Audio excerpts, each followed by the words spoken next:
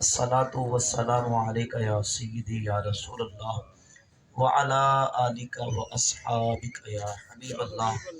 अस्सलातु वस्सलामु अलैका या सय्यदी या नबी अल्लाह व अला आलिका व अस्हाबिका या रहमतल आलमीन। मौला या सल्ली व सल्लिम दाइमन अबदा अला हबीबिका खैरिल खल्क़ि कुल्लिहिम।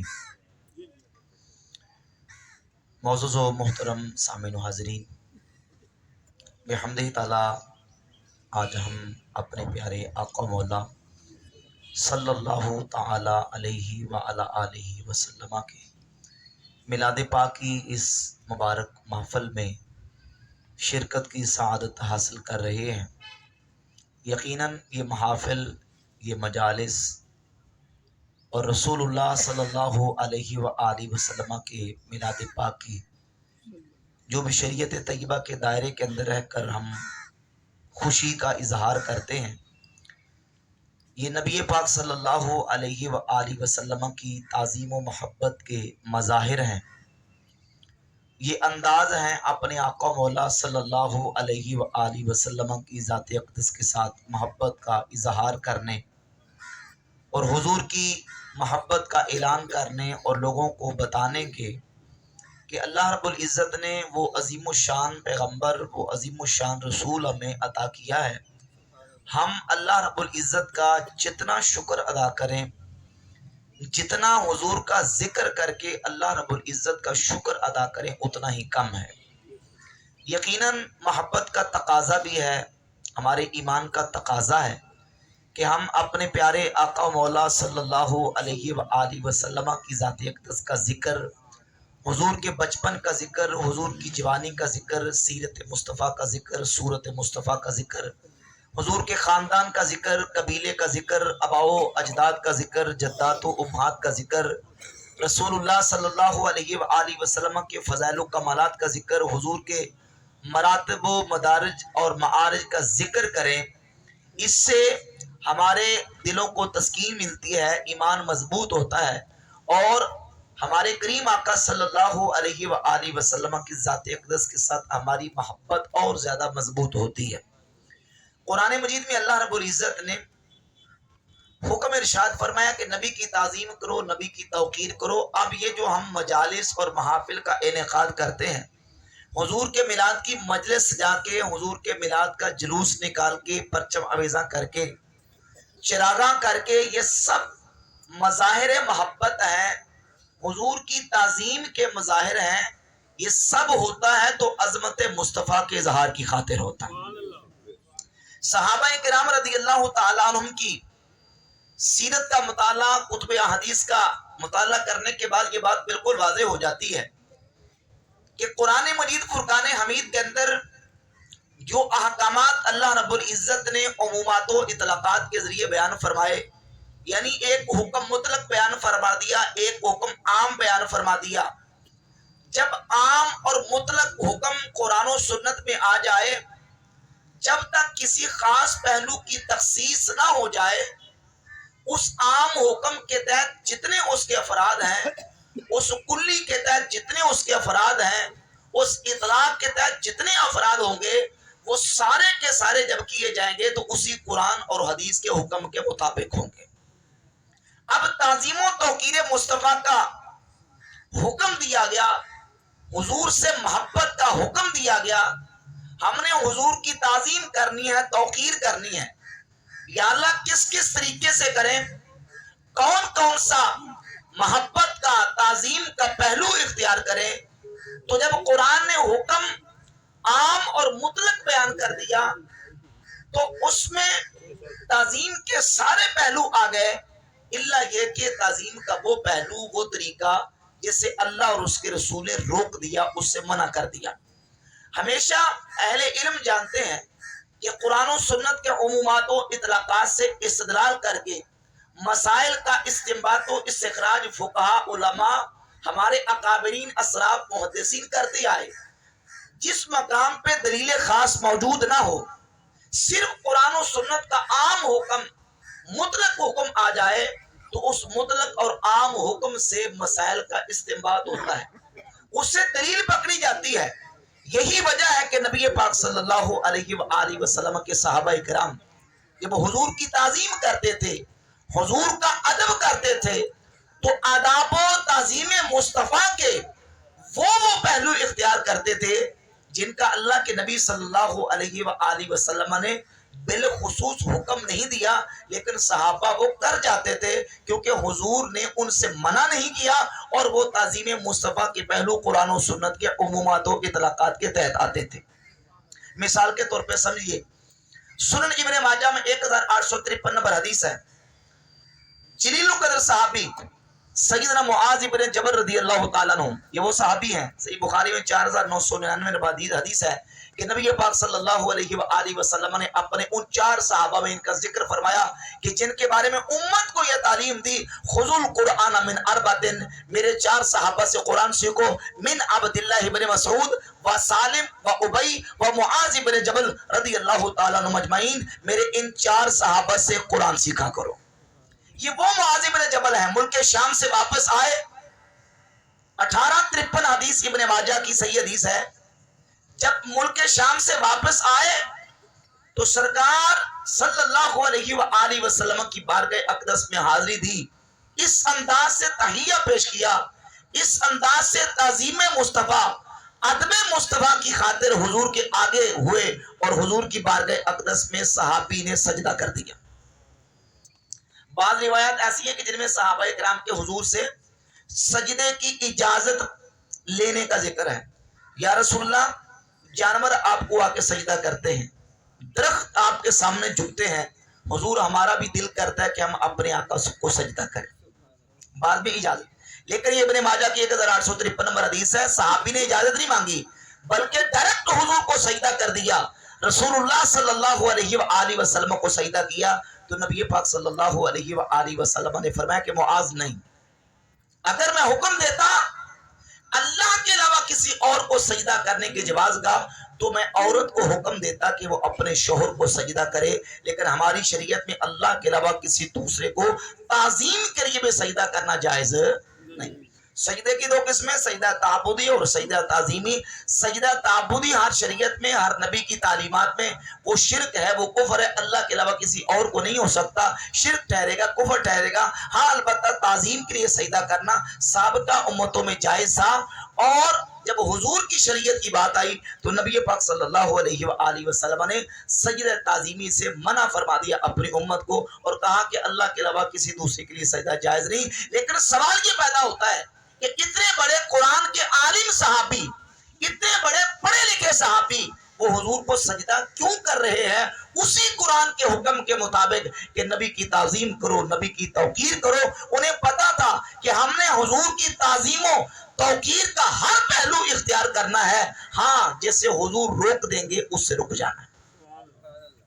یہ نہیں تھا کہ حضور پہلے خصوص کسی کام کا حکم دیتے تھے کہ یہ کرو پھر صحابہ کر دیتے، نہیں، بلکہ وہ اپنی محبت کے ساتھ حضور کی ذات سے اپنے عشق اور اپنی وارفتگی کی بنیاد پر رسول اللہ صلی اللہ علیہ وآلہ وسلم کی ذات اقدس کے ساتھ محبت کرتے تھے، اور حضور کی تعظیم اور اکرام کا حق ادا کرتے تھے۔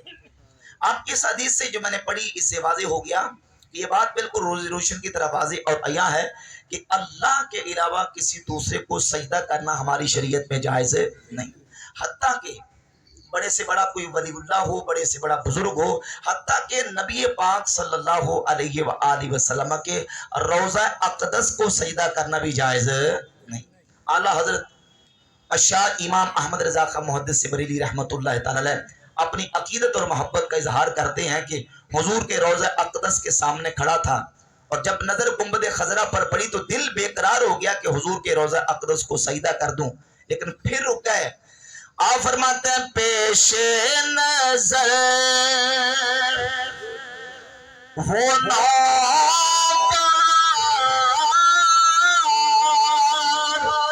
سجدے کو ہے دل بے قرار، پیش نظر وہ سجدے کو ہے دل بے قرار، سر کو روکیے ہاں یہی تو امتحان ہے. محبت سے کس طرح سبحان اللہ. نعرہ تکبیر، نعرہ تکبیر، نعرہ رسالت، نعرہ رسالت، جشن آمد مصطفیٰ.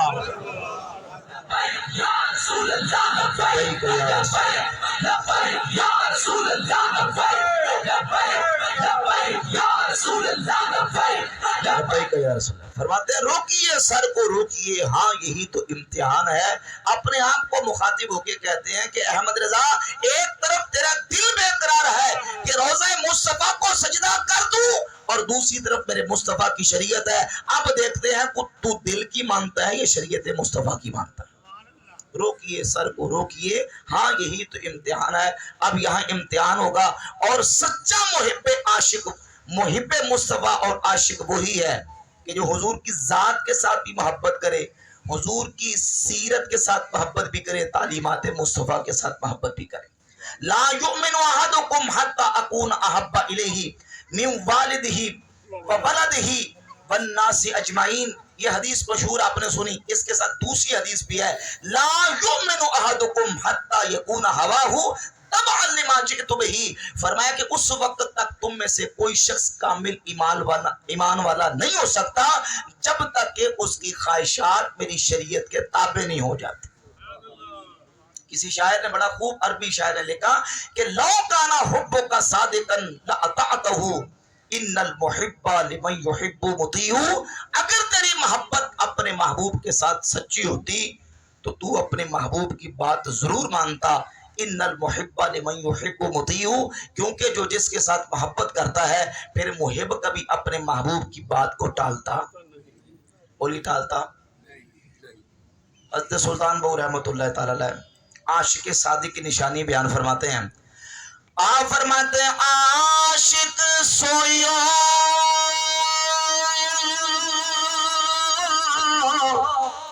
حقیقی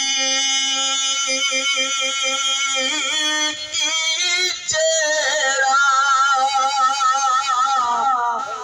ایک قتل محبوب دے مننے ہو عشق نہ چھوڑے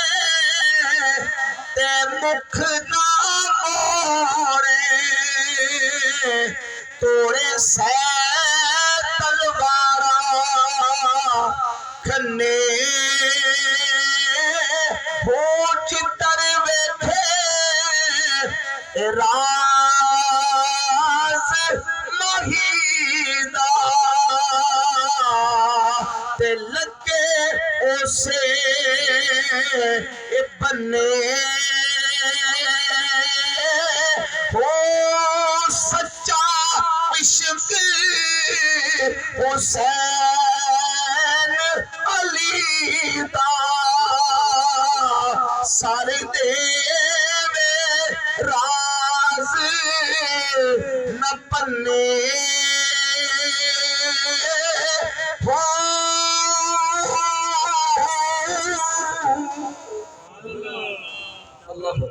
تو حضور کے صحابہ حضور کا ادب اس انداز سے کرتے تھے. صحیح بخاری میں 2732 نمبر حدیث ہے.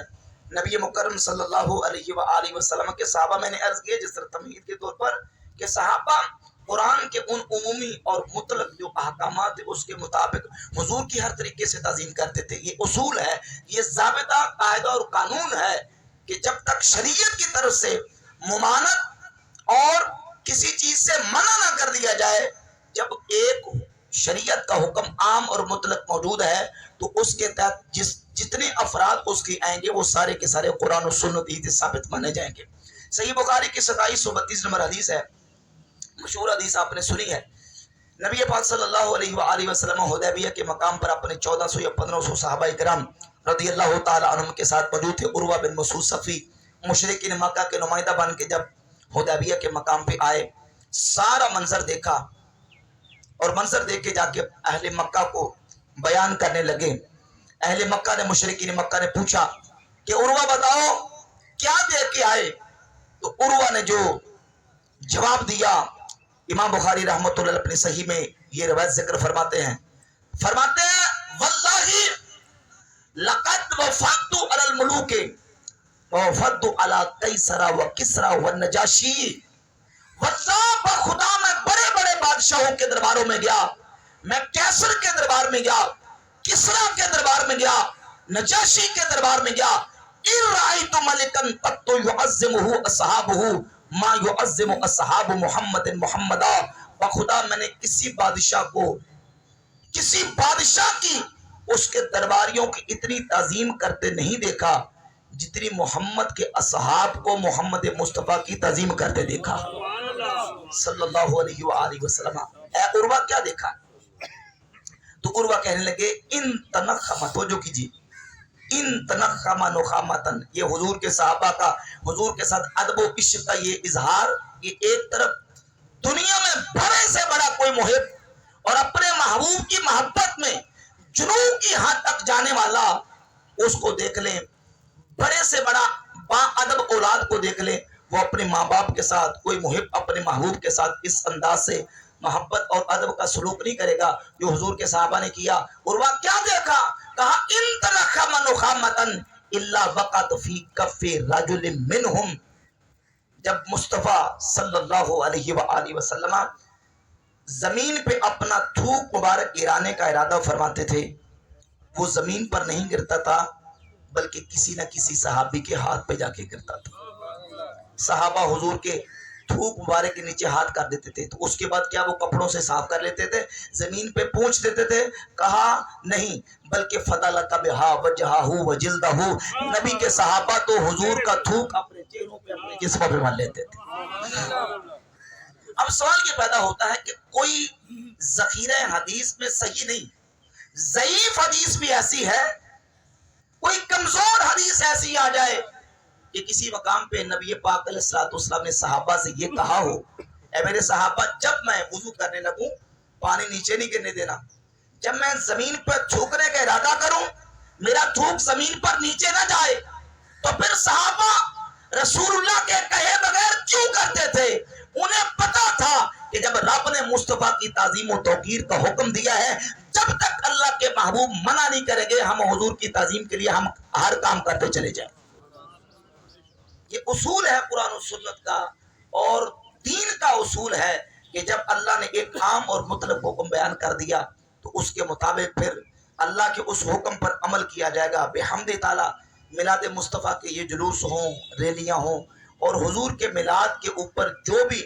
شریعت کے دائرے کے اندر، عقیدے کے دائرے کے اندر رہ کر بحمد تعالی جو ہم معمولات کرتے ہیں، اللہ کے فضل و کرم سے یہ حضور کی تعظیم کی خاطر، محبت مصطفیٰ میں، نبی پاک علیہ السلام کی محبت میں یہ تمام عمل کرتے ہیں اور اظہار کرتے ہیں اس بات کا کہ اللہ رب العزت نے ایسا شان و عظمت والا رسول ہمیں عطا فرمایا ہے، ہم اپنے محبوب کی آمد پر خوشیوں کا اور مسرتوں کا اور شادمانی کا اظہار کریں گے،